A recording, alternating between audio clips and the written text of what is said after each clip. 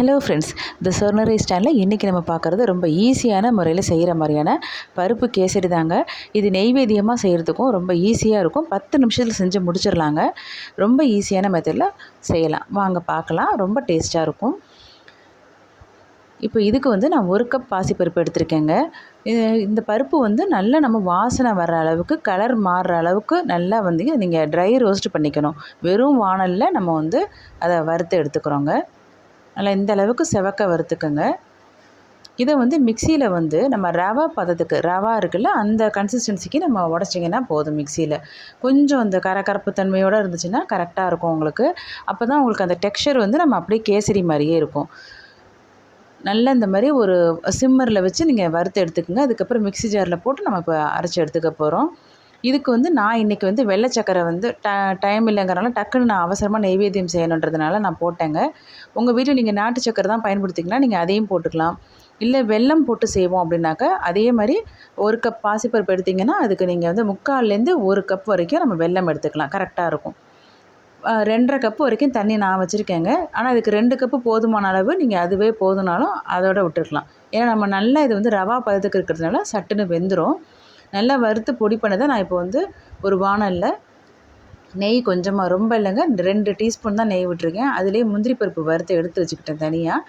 இப்போ அதுலேயே நம்ம அந்த பொடி பண்ண இதையும் போட்டுட்டு நல்லா ஒரு 2 முறை நல்லா மிக்ஸ் பண்ணிவிட்டு தண்ணியை பக்கத்துலேயே நீங்கள் இன்னொரு பர்னரில் நீங்கள் கொதிக்க வச்சுக்கோங்க. 2.5 கப்பு தண்ணி. நான் இன்றைக்கி வெள்ளை சக்கரை பயன்படுத்துகிறேங்க. நீங்கள் ஒரு வேளை வெல்லம் பயன்படுத்துகிறதா இருந்துச்சுன்னா அந்த வெல்லமை அந்த தண்ணியிலேயே போட்டு நீங்கள் கரைச்சிட்டு ஊற்றினா போதும். பாகுப்பதம் தேவையில்லை. இது உங்களுக்கு சட்டுன்னு ஆகிடும். அதனால் நான் வெள்ளை சக்கரை பயன்படுத்தியிருக்கேன். அதே மாதிரி நீங்கள் நாட்டு சக்கரை எது வேணாலும் பயன்படுத்திக்கலாம். கருப்பட்டியும் போட்டுக்கலாம். உங்கள்கிட்ட எது இருக்கோ நீங்கள் அதை யூஸ் பண்ணிக்கோங்க. டக்குன்னு செய்யணும் அப்படிங்கிறதுக்காக இது ஒரு 10 நிமிஷத்தில் நம்ம செஞ்சு முடிச்சிடலாம். நெய்வேத்தியத்துக்கு நல்லா ஈஸியாக இருக்கும், உகந்ததாகவும் இருக்கும். இந்த அளவுக்கு தண்ணி ஊற்றி வெந்த உடனே ஆஸ் யூஷுவல் நம்ம கேசரிக்கு பண்ணுவோம்ல, அதே மாதிரி தான் மெத்தடு. ரவா வெந்தவுடனே நம்ம சக்கரை போடுவோம்ல, அதே மாதிரி தான் இந்த ஸ்டேஜில் நான் சக்கரை போட்டுக்கிறேங்க. நான் இந்த கரண்டியால் தான் நான் அளந்தேன். பருப்பு 2 போட்டேன். அதனால் 2 கரெக்டாக அதே அளவில் 1 கப்புக்கு 1 கப்பு சக்கரை அந்த அளவுக்கு நான் சேர்த்துக்கிறேன். இப்போ நம்ம நல்லா வறுத்ததுனால உங்களுக்கு நம்ம எந்த விதமான ஃபுட் கலரும் போடாமையே இந்த மாதிரி ஒரு நல்ல ஒரு கலர் கிடச்சிருச்சு பாருங்கள். இதுக்கு ரொம்ப நெய்யுமே தேவைப்படலைங்க. நான் இன்னும் ஒரு 2 டீஸ்பூன் மட்டும் இப்போ விட்டுக்க போகிறேன் பாருங்க.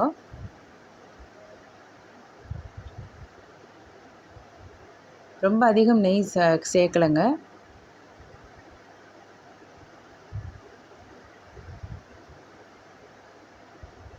இப்போ எனக்கு நான் அதை போட்டுட்டு ஒரு 3 நிமிஷம் ஆயிருக்கு. அந்த ஸ்டேஜில் தான் நான் ஒரு தடவை நெய் சேர்த்துட்டேன். இப்போ மறுபடியும் உங்களுக்கு தேவைப்பட்டுச்சு அப்படின்னாக்கா இன்னொரு டீஸ்பூன் நீங்கள் நெய் சேர்த்துக்கலாம். இப்போ எனக்கு இப்போ அந்த நெய்யெல்லாம் பிரிஞ்சு மேலே வருது பாருங்கள். இந்த அளவுக்கு வாணலில் இப்படி திரண்டு வரணும். திரண்டு வந்துச்சுன்னா அவ்வளோதான், நம்மளோட பருப்பு கேசரி தயார். பிடிச்சிருந்துச்சுன்னா நம்ம சேனலை சப்ஸ்கிரைப் பண்ணிக்கோங்க ஃப்ரெண்ட்ஸ். லைக் பண்ணுங்கள், ஷேர் பண்ணுங்கள், கமெண்ட்ஸில் சொல்லுங்கள். ரொம்ப ஈஸியான ஒரு நெய்வேத்திய பொருள் தான் இன்றைக்கி நம்ம சேனலில் போட்டிருக்கோம். ரொம்ப டேஸ்டியாகவும் இருக்குங்க.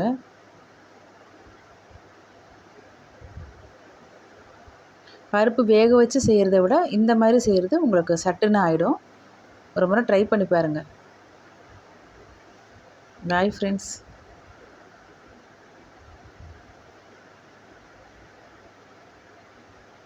அலங்கரிக்கு நான் அந்த வறுத்த முந்திரியவே எடுத்து போட்டுக்கிட்டேங்க.